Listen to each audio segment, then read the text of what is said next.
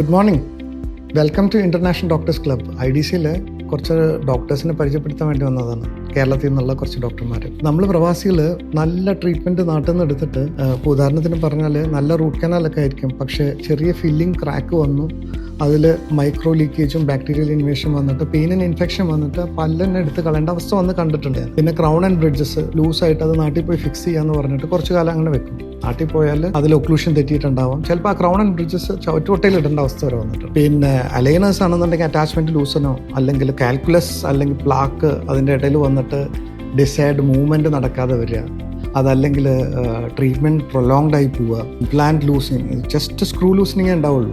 ആ screw loosening ചെയ്യാൻ treatment records ഇല്ലാതെ ഒരു ഡോക്ടർ ചെയ്യാറില്ല.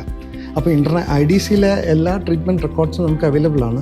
ലിസ്റ്റഡ് ആയിട്ടുള്ള ക്ലിനിക്കിൽ നമുക്കിവിടെ ഒരു നോർമൽ ചാർജസ് കൊടുത്താൽ ഈ കറക്ഷൻ ട്രീറ്റ്മെൻറ്റ് ചെയ്യാവുന്നതേ ഉള്ളൂ.